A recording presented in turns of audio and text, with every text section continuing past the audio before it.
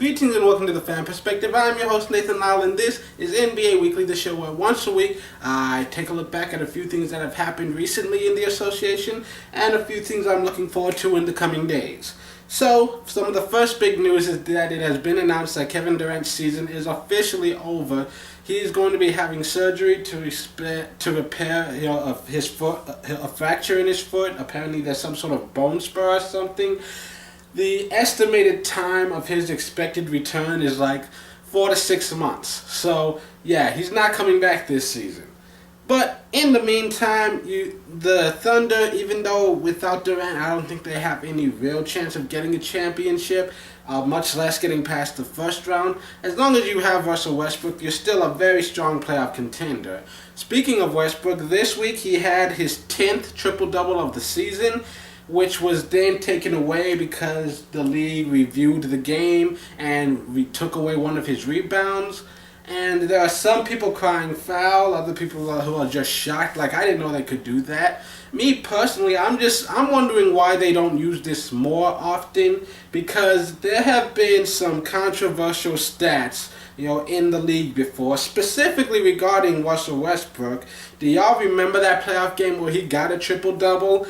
But his 10th assist came when he passed it to a guy on the three-point line, and the guy then dribbled from the three-point line to the baseline for a dunk. And for some reason, Russell was then credited with his 10th assist. I mean, the guy took 3 dribbles from the three-point line to the baseline to dunk it. Yeah, apparently that is as good. I think that every now and then you see teams get these hometown stats, just a little bump from the people down there putting all those numbers in and whatever. I'm just saying, I feel like I think they should review the tape more often, because there are a lot of people who are being given the benefit of the doubt in a lot of these cases. Anyways, I digress. Move on. Despite a 3-game losing streak this week, the Atlanta, they only needed 1 win on Friday to officially clinch for that number 1 seed in the Eastern Conference. So they will have the home field advantage all the way through unless they make the finals and face off against the Warriors. But honestly, I don't think that's likely to happen, because Atlanta, they're starting to look like that age-old story. They had such a great run during the month of January. They're such a deadly team, but they've kind of been struggling lately, and they look like they're going to limp into the playoffs. More than likely going to win that first round. Doubt highly that they're going to win the second round, no matter who they face. I just don't even expect them to make the conference finals, much less the NBA finals. I just don't see it happening right now, the way they've been playing lately. On the exact other side of the league, though, you've got Golden State. Even though that number 1 seed, last I checked, not officially clinched yet, but they're pretty damn close, though, because they're on an 8-game winning streak right now. They've just won 8 straight games. Like, nobody's really challenging them for the number 1 seed. If they wanted to, they could go into coast mode right now, and they'd still be very secure in that number 1 spot. But, they're still very much fired up. They're still out here fighting every week, and they're getting some very commanding wins over a lot of tough opponents. They just dominated the Grizzlies, who are right now holding on to the number 2 seed. I mean, these guys, they're fighting hard. You gotta wonder if that could end up being a bad thing. I mean, knock on wood, so much could happen when it's basically garbage time for them. Like I said, they can just coast and not have anything to worry about. So you worry about a team that has players who have been known to be injury prone, putting too much effort into what will in the end amount to a meaningless game, and end up kind of shooting themselves in the foot just before the playoffs start. But that's just me personally. I'm not the coach. They can do whatever they want. Steve Kerr believes in his team. If he's willing to tempt fate, that's all on him. I mean, if something bad did happen, I mean, that's good news for the rest of us. Anyways, other than the Warriors, the Los Angeles Clippers, they've been burning it up lately. They now have the second longest streak in the league at 6 consecutive wins. So ever since Blake Griffin came back, they're looking like a more complete team. He's been playing pretty well. They've been playing out of their minds now. And hopefully we'll be also see Jamal Crawford back too. And this is a team that could really make some waves in the playoffs. And also the Clippers, the Grizzlies, the Bulls, and the Raptors have all clinched playoff berths this week. And Portland, their injury woes seem to have caught up with them. They went on a long winning streak. They lost 5 games.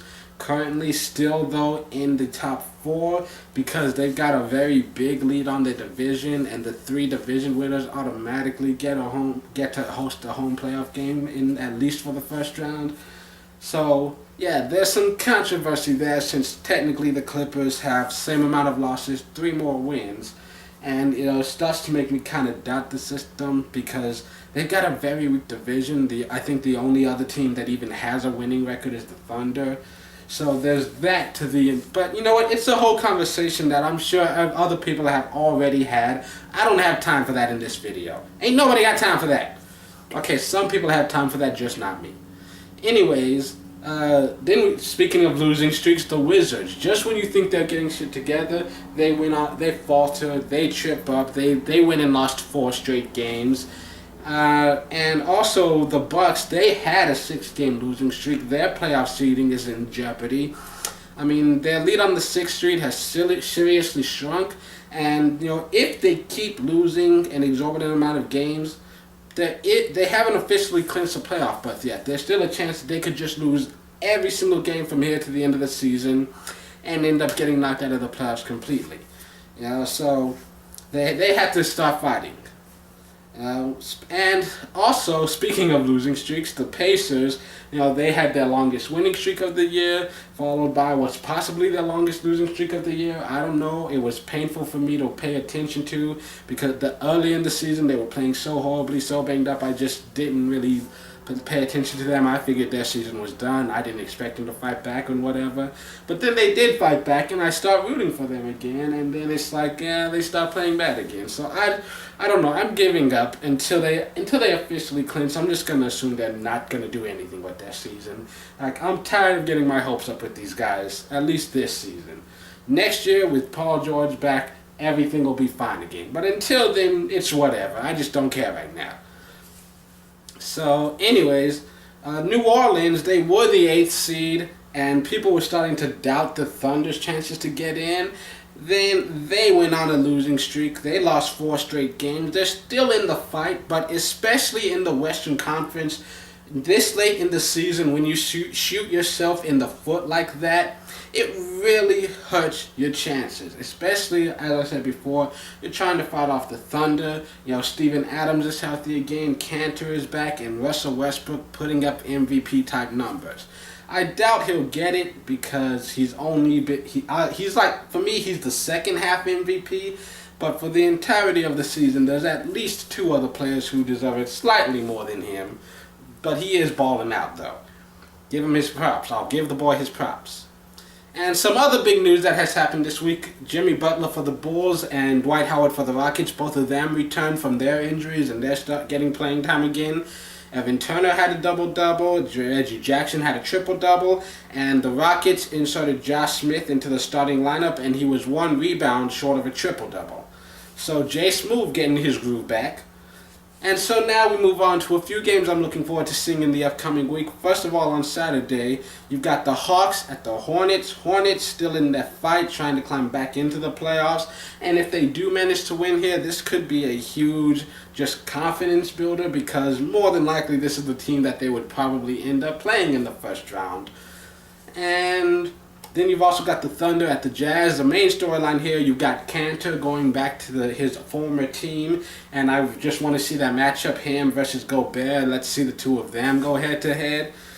And then on Sunday, you've got Grizzlies at Spurs, the final regular season meeting between these 2 teams. I mean, it's an intense rivalry, one that I personally always look forward to. And this could potentially end up being a first-round matchup, depending on how the seeding shapes up in the final weeks.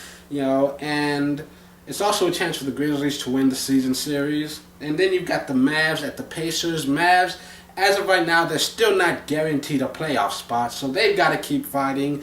And, they've been so up and down at times this season. They've been like a 500 team for the past few weeks now. And then you've got the Pacers. They need to get on a winning streak, otherwise, the season, that season's gonna be over pretty soon. That's all I can say. So yeah, I think both of these teams have plenty to fight for. That should be an interesting battle. And then you've got the Thunder at the Suns. It's a chance for the Thunder to really gain some ground on that number 8 seed. And the Suns, they're breathing down their neck, but a win here, OKC would be able to extend their lead on that number 8 spot, and they'd also be able to win the season series. So far, the home team has won every game in the matchup. And then on Monday, you've got the Celtics at the Hornets, a couple of teams in the East fighting to get in the postseason. Charlotte has a chance to win the season series here. And Bucks at Hawks. The Hawks, they've already clinched home court in the East, while the Bucks, they're sliding. They're in a lot of danger. They could lose their seeding or worse, their spot just in total. So yeah, they're a team that's worth watching because if they don't, like I said, if they don't find ways to win at least a few games here and there, they could be out completely. Then you've got the Rockets at the Raptors. First matchup between these two didn't quite live up to the billing, and now Dwight's back. Josh Smith had a huge game. But now you've got Kyle Lowry. He's out. And I don't know. It might be worth watching. That's all I can say. You've also got the Suns at the Blazers, the first of 2 matchups between them this week. And that's always interesting when you have 2 teams playing each other within a span of a few days. And then on Tuesday, you've got the Pacers at the Nets, 2 teams trying to fight their way back into the playoffs. And it's the final meeting between them in the regular season. And so far, the season series is tied. And, when the race is as close as it is right now, owning that tiebreaker, winning that season series, it can be a big deal in the long run. And then you've got the Spurs at the Heat, and Miami, they survived the loss of Bosh, but thanks to the development of Whiteside, the addition of Dragic, but they're playing the Spurs, who, kind of been playing their best basketball of the year right now. So, bad timing, that's all I can say, Miami. And then you've got the Warriors at the Clippers, which right now this is the game of the week because these are the 2 longest winning streaks in the league right now. And with Blake back, things get even more interesting. This should be a really great fight. And then, because the Warriors, they have a chance to win the season series, but the Clippers, they have a chance to just make a strong statement to the rest of the league. Like, hey, pay attention to us. We're getting good again. And then on Wednesday, you've got the Pacers at the Celtics. A recent loss to the Celtics is what helped start the Pacers' long losing streak. It's kind of sent them reeling. And they haven't recovered yet, but they're kind of going to have to. Because they need to win to get back into the playoffs, especially since a lot of the teams that they're playing are the teams that they're trying to fight off for those 7th and 8th seeds. Then you've also got the Bulls at the Bucks. Bulls have a chance to sweep the season series against the Bucks in what could end up being a first-round preview. You've got the Mavs at the Thunder, the 2 teams in the bottom of the Western Conference playoffs, a chance for Dallas to win the season series. But so far, the home team has won every game between these 2. Then you've got the Clippers at the Blazers. The Clippers have been surging, the Blazers have been struggling, and as of recording this is a round 1 matchup. And then on Thursday, you've got the Heat at the Cavs, the final regular season meeting between LeBron and Wade, and surprisingly, the Heat could actually win the season series. So far, the home team has come away with the victory in all of their matchups. A lot of these teams really do seem to just have home court advantage. It seems to be a legitimate thing this year. Then you've also got the Rockets at the Mavs. It's the Texas rivalry. You've got a lot of little individual matchups worth watching as well. Dwight versus Tyson. You got Beverly and Harden versus Monte and Rondo. Not to mention that, good chance that this could be a first-round matchup because right now, Mavs in 7th and the Rockets, they're only half a game behind Memphis for that 2nd seed right now. So, you really don't know. And then you've got the Suns at the Warriors. Phoenix still fighting to get into the playoffs, but in order to beat that, they'd have to grab a win against the team that they would end up facing if they indeed did get to the playoffs. And the Warriors, they have a chance to win the season series, which I fully expect them to do. And then on Friday, we'll finish up with some great matchups. Hornets at Pacers. Final meeting between these two teams during the regular season, fighting for the chance to get into the playoffs. Pacers can win the season series with the victory here. You've got Bucks at Celtics, playoff implications here as well. Raptors at Nets, Brooklyn still fighting to get into the playoffs. Toronto, they've already clinched. But it's a chance for them to win the season series. Thunder at Grizzlies. This has turned into a fun rivalry, and the Thunder, their new front court pairing, makes this even more interesting. Seeing Adams and Cantor go up against Zebo and Gasol, that'll be fun and interesting to watch. Grizzlies have a chance to win the season series here.